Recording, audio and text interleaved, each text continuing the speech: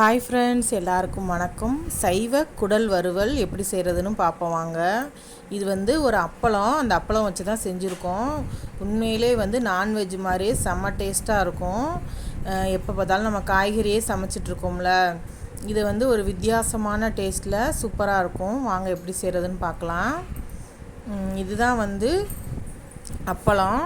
இது என்ன சொல்லுவாங்க அப்படின்னா, சோவி அப்பளம்னு சொல்லுவாங்க, அடுத்து பாக்கு அப்பளம்னு சொல்லுவாங்க. இது இந்த மாதிரி தான் இருக்கும், ஆட்டுக்குடல் மாதிரியே இருக்கும் பார்க்குறதுக்கு. இது நல்ல டேஸ்ட்டாக இருக்கும், அசைவத்துக்கு ஈக்குவலாக இருக்கும்.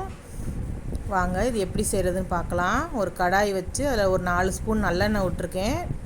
அடுத்து இந்த அப்பளத்தை நல்லா பொரித்து எடுத்துக்கிட போகிறோம். நம்ம நார்மலாக அப்பளம் பொரிப்போம் பார்த்தீங்களா, அது மாதிரி நல்ல நிறம் மாதிரி நல்லா பொரிஞ்சு வர்ற அளவு. இது கொஞ்சம் கட்டியாக இருக்கும் இந்த அப்பளம், அதனால் கொஞ்சம் வேகிறதுக்கு லேட் ஆயிரும். நல்லா சிம்லேயே வச்சு நல்லா இப்படி பொரித்து எடுத்துக்கலாம். அது அப்படியே வெள்ளையாக நிறம் மாறி வரும். நல்லா பொரிஞ்சு வந்ததுக்கப்புறமா இதை ஒரு பவுலில் தனியாக எடுத்து வச்சுக்கலாம். இதை நம்ம அப்படியே குழம்புல போட வேண்டாம், வெந்நி தண்ணியில் ஒரு 10 நிமிஷம் ஊற வச்சு தான் சேர்க்கணும். அப்போ தான் அந்த டேஸ்ட் வரும். பாருங்கள், நல்லா எண்ணெயில் பொரித்து எடுத்து ஒரு பவுலில் வச்சுக்கிட்டாச்சு. அடுத்து இதே எண்ணெயிலே நம்ம ஒரு அரை ஸ்பூன் கடுகு உளுந்தம்பருப்பு போட்டுக்கலாம். கடுகு உளுந்தம்பருப்பு வெடித்ததுக்கப்புறமா கருவேப்பிலை, ஒரு கொத்து கருவேப்பிலை போட்டுக்கலாம். ஒரு முழு பல்லாரி வெங்காயம், ஒரு தக்காளி, 2 பச்சை மிளகாவை குட்டி குட்டியாக நறுக்கி இந்த 3ஐயும் ஒன்றாவே சேர்த்துடலாம். சேர்த்து நல்லா வதக்கிக்கோங்க.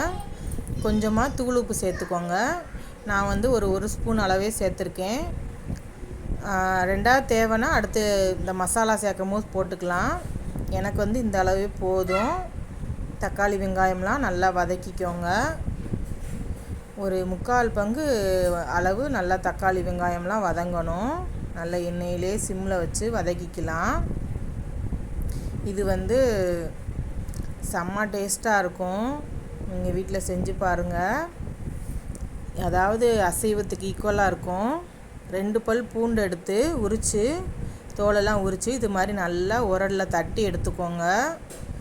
இஞ்சி பூண்டு பேஸ்ட்டாக போடுறத விட இந்த மாதிரி வெள்ளைப்பூடு மட்டும் தட்டி போட்டாலே அது ஒரு தனி ருசியாக இருக்கும். இந்த பூண்டை இந்த மாதிரி நான் நல்லா நச்சுட்டேன் உரலில். இதை தக்காளியெல்லாம் வெந்ததுக்கப்புறமா சேர்த்துருக்கேன். சேர்த்து இதையும் நல்லா வதக்கிக்கலாம். பூண்டு போட்ட உடனே நல்ல ஒரு வாசனை வரும், கம கமன்னு மணக்கும். பாருங்கள், பூண்டை நல்லா வதக்கினதுக்கப்புறமா 1 டம்ளர் சூடான வெந்நி தண்ணியை இந்த அப்பளத்தில் சேர்த்துருக்கேன். கொஞ்சம் ஊறட்டும். இதை நம்ம கடைசியாக தான் சேர்ப்போம், மசாலாலாம் சேர்த்ததுக்கப்புறமா.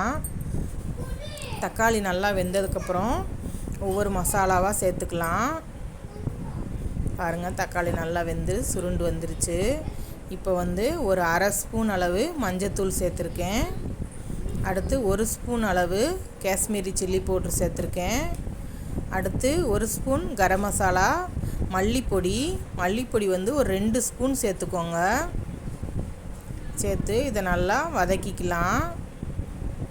தண்ணி சேர்க்க தேவையில்லை. நம்ம அப்பளப்பில் ஊற வச்சோம் பார்த்தீங்களா, அந்த தண்ணியே இதுக்கு போதும். வேணுன்னா அது ரொம்பவும் கெட்டியாக இருந்துச்சுன்னா அடுத்து ஒரு அரை டம்ளர் சேர்த்துக்கணும். Soya sauce 1 spoon, soya sauce 1 spoon சேர்த்துட்டு இந்த அப்பளத்தை தண்ணியோடு சேர்த்து அப்படியே இதில் ஊற்றிடலாம். இந்த தண்ணியே போதும். ஏன்னா நம்ம இதை குழம்பு மாதிரி கிரேவி மாதிரி வைக்கல, ஒரு வறுவல் அந்த டேஸ்ட்டை தான் வைக்க போகிறோம். அடுத்து இது குழம்பு மிளகாய் தூள், இது 1 ஸ்பூன் போட்டிருக்கேன். எல்லாம் சேர்த்து சிம்லே வச்சுக்கோங்க. உங்களுக்கு ரொம்ப கெட்டியாக வந்துருச்சு அப்படின்னா ஒரு அரை கிளாஸ் மட்டும் வெந்நி தண்ணி ஊற்றிக்கோங்க. நான் ஒரு அரை கிளாஸு வெந்நி தண்ணி ஊற்றிருக்கேன். சுடு தண்ணி ஒரு அரை கிளாஸ் ஊற்றி இதை நல்லா வேக விட்டுறலாம். நல்லா அந்த எல்லா அப்பளப்புலையும் மசாலா படும்படி இது பண்ணிவிட்டு ஒரு 10 நிமிஷம் நல்லா தட்டு போட்டு மூடி வச்சு எடுத்தோம்னா சைவ குடல் வறுவல் ரெடி. நீங்களும் வீட்டில் சமைச்சு பாருங்கள், ரொம்ப சூப்பராக இருக்கும்.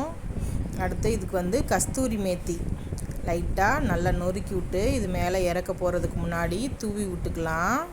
இது ஒரு நல்ல வாசனை, நல்ல ஒரு ஃப்ளேவரை கொடுக்கும் இந்த கஸ்தூரி மேத்தி. இது விலையும் ரொம்ப கம்மி தான். வீட்டில் வாங்கி வச்சுக்கிட்டிங்கன்னா இந்த அசைவம், அதாவது இந்த சிக்கன் கிரேவி அந்த மாதிரிலாம் செய்யும் போது, அசைவம் செய்யும் போதெல்லாம் அந்த கஸ்தூரி மேத்தி சேர்த்தோம்னா ரொம்ப டேஸ்ட்டாக இருக்கும். வாசனையும் நல்லாயிருக்கும். வீடே கமகமன்னு மணக்கும்.